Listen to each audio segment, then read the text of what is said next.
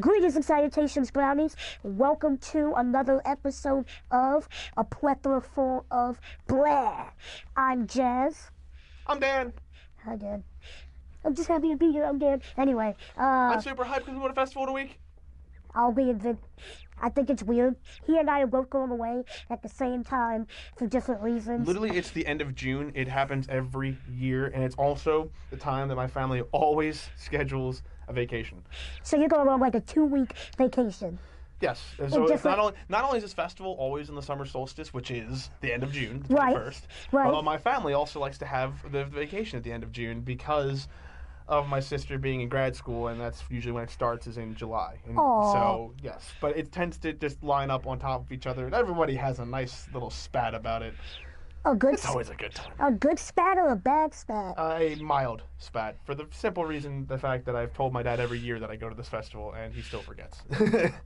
And he still schedules it right on top of it. So I'm driving from Michigan to Jersey, and then from Jersey to Virginia. Isn't it a good time? Isn't it amazing, like, when something's not important to you, you always forget? Like, it's so insignificant. I mean, I know your dad does it to you, but I'm sure you've done it to him, and we've all done it to absolutely. People. Yeah. And that segues directly into today's topic, expectations. Not just versus reality, just expectations it's about having anything. them. For me personally, I would like to talk more about what it is like to have them and to not have them. Whether or not it's actually a good thing to have expectations, and where that actually ends up taking you. Okay. So in particular, my dad expects everybody to have a fun, happy time on the warm summer nights of June, and then it gets burned the next day when I tell him that I'm going to a festival on the same dates. And if he had no expectations, if he said just, I'm just gonna throw a nice little Virginia thing for me, then I don't have expectations. I'm just gonna go to the beach and find out. And everything works out perfectly in that sense. But here's the thing. Don't you live at home? I do. And he can absolutely ask me anytime. And here's the point. That's not what and this is not the shame. I live at home too. There's nothing wrong with living at home. We're kind of in a living at home generation. Exactly. So well, my mom says as long as you contribute to the household, she doesn't care. Clean the house, do the lawn, do your laundry, clean dishes, shit like that. I do my mom's paperwork and stuff, and she had to call me today because of that. But anyways, the what point you're saying is, with your mother living at home. The point is, you live at home. You can spend time with your dad, and not any time, but like, why is he so upset? I can see if you lived away or you didn't live at home, he can see you almost any time he wants, right? Mm-hmm. So is he upset that he can't spend time with you? Like, what's the big deal? I think it's just the Virginia trip is kind of a special thing in my family, and well, up until this year, it's always been like a big thing for my grandfather. May he rest in peace. Maybe that's it. Yeah, but this year's going to be kind of weird, and even my mom's still talking about it because she's not entirely over it, but that's a whole another conversation. Wait, whose father was it? My mother's father. Well, I mean... But it doesn't matter because he was more important to my family than any of my grandparents, I'll be completely honest. But so that's your mom's dad? Yes. Well, of course she's not going to be over it. No, absolutely, but the thing is the Virginia trip is... my family trip vacation to Virginia is almost... always been a thing for him. My grandfather literally is like some of the best photos we have of him being happy just staring at the beach. It's literally just like we gave him heaven on earth. I'll be completely honest. So I'm pretty proud of that, and I know that he's in a good place because of it. So we're gonna roll right over that and go back into expectations. Right. I expect this Virginia trip to be fantastic, even though I'm missing half of it. So that's my thing, like, because I don't really have much more of an expectation than vacationing in a house on the beach. Doesn't matter who's there, what we're doing, or whatever. I have a house on a beach and done. Right. My dad's expectation is everybody's going to be there, and that doesn't happen. My mom also. So I think that's kind of part of the issue with having expectations is when they're not fulfilled. Exactly, and I agree. So like, this is why I kind of argue that having expectations is more damaging. So like, this is like, I'm not saying like before I met Dan, because obviously my mom says this to me all the time when she used to. She'd say, don't expect a whole lot because you're going to get your feelings hurt and you're going to be disappointed every single time. And, I never listened. And like, another thing I would do is I would celebrate these little, not even victories. Who was telling you about this, Jones? May I finish? I would Daniel. Thank you, Daniel. Oh, yes. Thanks, Patrick. Anyway, I would celebrate what I thought were victories, and they're not even milestones. They're just like little heaps of awesome things. But I would make a big deal out of it. So then when the next thing came and didn't work out, I was disappointed. It's like so far your chair has been running over little gravel and rocks, and you've been treating them as if you climbed sideways up a boulder. Yeah, let's talk about the old chair, because that was. I mean, even with the old chair, so you're driving over little gravel and rocks with the old chair, and it sucks. But now you're treating them as if you're driving sideways up over a boulder. That's how I felt though with that chair. Exactly. But anyway, finally what I decided to do was maybe I should listen to Dan and listen to my mom and just let it go and have no expectations. And the moment I did that, I am 10 times happier. I've had 5 or 6 amazing things happen to me since then. And the difference between then and now is that when something awesome happens, I'm just like, whatever, that's awesome. And I keep working to the next thing. Now, something did happen last week, but Dan, I won't say it. You'll find out next week. But like I told Dan, he's like, that's a pretty big deal. You can be excited about that. But I had so many other things to do. I really didn't celebrate. But anyway, when you don't have expectations and you go with the flow, you are a lot happier.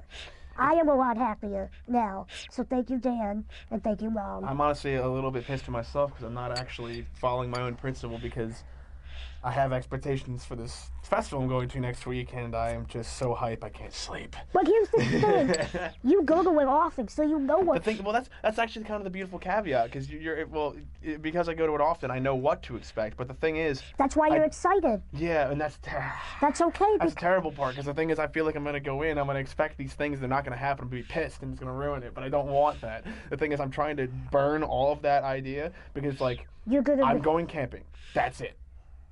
Everything else is a bonus. That was my expectation. Listen, my hype has been because I have a bunch of new friends to camp with. That's cool. And I just cannot wait to experience it. I'm bringing a boom box like the size of this table. That's pretty awesome. It's basically a smaller scale from what he's been describing of Woodstock, in my opinion. Oh my, no, listen, this does not compare to Woodstock, all right? Let's not even bring Woodstock up here. Why? Woodstock is like legend. It's Woodstock '69 was like 500,000 people. This is 50,000. Yes, it's a large festival. Yeah, it's like a large commercial festival, but it is not Woodstock. Woodstock. What a gentleman. No. Yes, thank you. Okay, but what? No, but like. Woodstock was great in the beginning, and then people were pissing and shitting, and things were going in flames over there, and that's part of the expectation conversation as well, because that is, believe it or not, the dark side of festival life. It's not sustainable. Especially when people expect you're drunk. Yes. Fucked up on all kinds of crazy shit. LSD, AP, all the alphabets in there. All the alphabets. Just taking your alphabets. Yes, just take your alphabets, and you don't even know what's gonna happen. It's really bad. I've never been to a rave or anything that he's talking about, because I'm afraid of the alphabet. I had an idea. It just made me laugh, because it's like that bit in Family Guy. It's like, Brian, there's a message in my alphabets. It says, "Ooh, Peter, those are Cheerios." But I imagine it going in like this. It's like I go to one of my friends at the festival. It's like Evan. There's a message in my alphabets. It says, trees. It's like that's just a handful of dirt. I am super. So, as far as like VidCon coming up, this will be my first VidCon. I have no expectations. I don't know what to expect. Here's one thing. I expect that I'm going to be terrified, because I've seen video after video of past years of good things and bad things. And honestly, I'm a little scared. But the cool thing is, I know a lot of people, so it's not like I'm going in alone. That's like my only expectation of thinking I'm going to be terrified. Other than that, I don't know what's going to happen. I don't know what to do with myself. That's kind of the good thing, though, because then you're just like, I don't know what to do. I'm going to go wander in this direction. Exactly.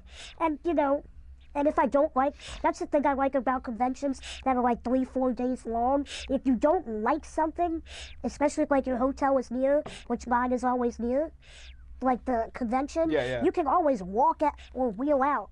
I've done that at playlists and several different things where I'm like, I'm overwhelmed. I'm leaving and coming back. And that's the nice part about this festival being so large is that honestly, you don't necessarily even need to go into the festival. The camps are just so amazing. They're just. I'm too hype. I'm sorry. I can't stop being hype. I can't sleep. I have an electric guitar. Do you want to take it?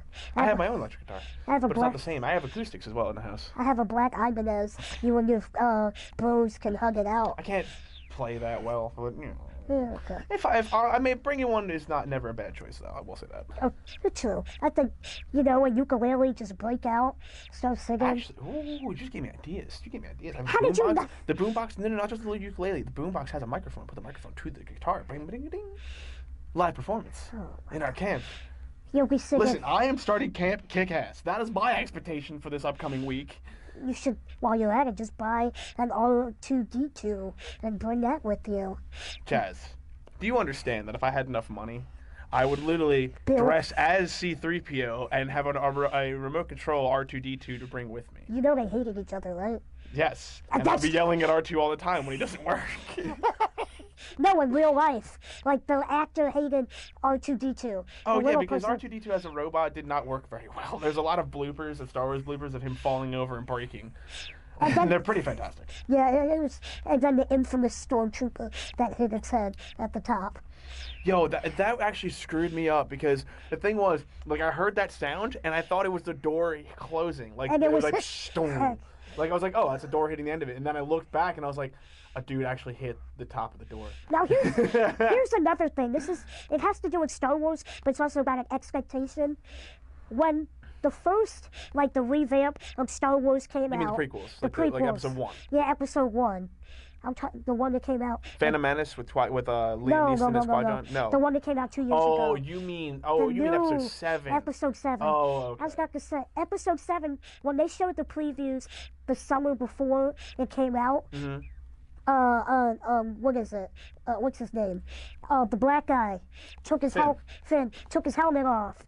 And everybody, they were pissed because he was black. And I'm sitting here like, what did you expect? Like, I didn't expect anything. But, people, I guess, expected him to be white. So I'm sitting here thinking to myself, everyone else is like, oh my God, it's a black person. I'm so mad. And I'm sitting here like, I didn't know stormtroopers could take their helmets off. That's all. I was in awe of that. And everyone else is screaming about the color of his skin. See, those are the type of expectations that are dumb. Stupid and dangerous. Exactly. I feel like the internet has way too many expectations. It's like, I swear you guys are all trying to predict the future every day. You just stop. You're just a little too sensitive. Just stop trying to predict the future. You're only going to hurt yourself and everyone else around you. What is it? Not to quote scripture or anything, but as far as the Bible, somebody said not the Bible. Somebody says man appoints and God disappoints. Meaning, you're always, I'm going to do this. I'm going to do that. No, you're not. You don't know what you're going to do. You always say, hopefully. Or in my case, God willing, I'm going to get to do this. But for someone else who may not believe in God, hopefully I get to do that. You shouldn't just say it's going to happen because you don't know. You hope it will happen. So that's why I'm saying stop predicting the future. It's bad for you. And stop being a snowflake. There is no message in your alphabets. They're not even alphabets. It's just a pile of dirt. You've been tripping this whole time. Well, alphabet soup. No, it was like a cereal. Yeah. Like from the 90s. I'm just referencing the Family Guy thing again. Have you ever tried to put the alphabet together in your soup? Nah. No? Nah, I kind of just like to eat it like a broken dictionary. With Mr. Webster. What if there are little Webster shapes, Mr. Webster shapes in the alphabet soup? That would be cool. Then you actually are eating a dictionary. Ooh. I'm gonna get the Britannica next time. So that's really it when it comes to expectations. Just don't expect anything, and your life will be better. I think that also actually really resonates into people as well. Like that, it's also my whole theory on judgment is that judgment does more harm than good. But at the same rate, it's kind of like a survival trait, so you can't really get away from it. Right. But at the same rate, when it comes to people and social interactions, we don't necessarily work in the survival practical sense. So trying to judge people directly and expect certain things from them is literally one of the most dangerous ways to have a social interaction. And enough to add on to that. Hold on. Actually, it's like your story earlier, where when people try to hit on you just because you're handicapped and expect that you would love them just because they hit on you at all. It's like, dude, listen. That's rude. Like, yeah. Basically, so really quick, guys, when we were setting up, I was telling him, whenever I go to New York or any place other than Pennsylvania, because for some reason Pennsylvanians are really ignorant. Quick pause. I think it's more along the lines of the events you go to. That's true. But continue. Don't judge my event, but that's true. I'm not judging. I'm just making an observation. Well, actually, the events themselves are great. It's all the people around. I was going to use the word loser, but Trump says that. Losers and winners. And that's expectation, Jazz. You're expecting these people to be losers. That's not fair. Shut up. Anyway. Or judging them to be losers. You saw the way they dress. That's not a judgment. That is an observation. Anyway, sometimes when I go to these events, I'll walk out and I've had a person, he came up to me and he's like, I think you want to go to my hotel and make out? I kind of have a thing for people in wheelchairs. And I'm like, no, I'm not going to. Like, what are you expecting? You're expecting that I think so low of myself that because somebody gave me a compliment, I'm going to automatically fall at your feet and say, yes, go make out. Like, and growing up, my mom always taught me, honey, because you look different, there are a lot of freaks in this world. There are going to be men that want to fuck you just because they think it's a badge of honor or an oddity, but you got to be able to recognize the difference between someone who cares and someone who doesn't. So I'm looking at this guy and I'm like, I'd much rather you just say, yo, you're different looking, wanna fuck? That is what I would have preferred. But I called him a creep and walked away. But I'm sitting there or wheeled away. And I called my friend. My friend's like, ooh, you shouldn't have called him a creep. And I'm like, why not? He was. He's like, crazy people don't think they're crazy. He doesn't think he was a creep. He could have had a gun and shot you. And I said, well, that's a paranoid expectation. He could have.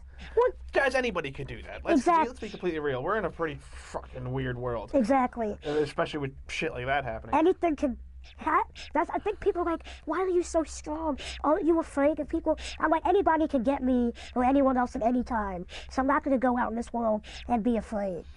If something happens, the person that attacked me, they need to be afraid of everyone else who's going to get them. But continue with your expectations. But that is actually the kind of the truth. Like that's not even an expectation either from this dude. That's just like an appropriation. This dude's literally just appropriating the fact that you're differently able, that you're handicapped in a chair. It's like that's not really. It's like, dude, you're not really. To me, me personally, I'd be like, you're not really appealing to me as a human. You're literally just reminding me that I'm more of a robot in a chair. Exactly. And I'm saying, like that's just kind of. Wait, you think I'm a robot? No, Jazz. What do you mean by that? No, Jazz. No, I'll reprogram you to forget that later. You'll reprogram me. Fuck you. I'm just saying. What is this, like an episode of Westworld? Sure. Do you watch that? No, I need to. I'll catch up. Like, the season's almost over. My mom's like, you better watch it now. You're not paying $2-3 on demand per episode. But yes, ma'am. Either way, for me, the more and more stories you tell me about this, it just kind of seems like people's expectations of of handicapped, differently abled, whatever you want to, however you want to word it, their expectations of them is like they have low self-esteem. I find that's directly the opposite. Like, I found that most like handicapped, mentally challenged, or any other like differently abled people tend to be more empowered. That's because we got to deal with the bullshit of people that I just talked about. Yeah, like they think that your life is so terrible that you can't handle yourself. Like it's like, dude, just get over it. I went to the pawn shop yesterday, and the guy comes out, the owner. He's like, what are you here to bring? My sister opened the suitcase, and we showed her the laptop. How do you type? And I said, what? He's like, he legit asked me, are your fingers long enough to be on the keyboard? And I'm like, what do you expect? And I'm like, well, sometimes I do use, it's called Dragon Naturally Speaking. Oh, yeah, I've seen that. Yeah, I use that. And he's like, oh, because of your handicap? No, bitch, I'm lazy. And I don't want to type. Nothing's wrong with my fingers. Nothing. Actually, what if you take your hand, put it right there. You ready for that? No. Hold it right there. Okay. And then, what? You ready? Yeah, it's just normal. What do you mean? No. There's no cartilage in there. Yeah, there is. It's a lie. No, not there. Here. Oh, and the knuckle at the bottom? No, yeah, no cartilage. They just float around in there. Weird. Right? But tell me I can't type? Rude. But it looks like I have knuckles. I mean, even if you had like a nub, you can still poke the keyboard. Exactly. Like, why is that such a big deal? Why do You're people... what do you mean? I can't reach a keyboard from a laptop that I can literally put on my chest and poke with my nose? And, yeah, and also, like, I have a Mac. The keyboards are, like, getting smaller and smaller by the day. If anything, my hands are too big for these keyboards. I'm like, I have to type like this. That was one of the nice things when cell phones started getting bigger. I got these fat, meaty claws when like Apple products and other stuff with like I had like an iPod 4, like the 4th gen like touch. Right. And that thing, once I actually like developed out of high school, like that thing got tiny. I was like, I can't type on this little thing. You know what I I got like? this big fat Samsung. I'm like, yes. This is pretty good. You know what I like? That's bigger than mine, actually. I like your hands. They look soft and everything. They look like you can't, but they're like really rough and ragged. You look like you had soft hands. I don't know if I ever did or not. I mean, that's another expectation. Do you you use lotion? No. I know. I expected. Ooh. But I've got these meaty claws from years of working on cars and wrestling and all kinds of physical things. However, I don't have any nails. I hate seeing a guy with nails. Oh, that bothers me. Oh, if you have really? It depends. If I mean, I don't have them at all. That's the thing. Yeah, you have no. My dad's worse. Like literally, his nails are like less than a quarter inch long. Okay, like it's real weird. That's weird too. I mean, like I don't have any nails. Like okay, maybe a little, like a millimeter. But if you have really long nails and you're a male, I get angry. Why? Why does that make you angry? I don't like nails. Plain and simple. Doesn't like nails. Got that. I'll remember that one for later. Thank you. No, keep your nails short around me if you want to. That's funny. Okay. I mean, so long as my fingers can like actually grow and heal properly. I mean, I like the one. This one just likes to fight with me about this stupid weird callus I got. But that's different stories. I used the cuticle pusher that my sister's like, you're using it wrong. And I'm like, no, you don't know what you're talking about. Slipped it and was bleeding everywhere. And I was screaming. And my sister's like, you idiot. You should have listened to me. And I'm like, you're right. For once, I should have. Let's see. So, we are coming up on our first commercial, or not first, our only commercial break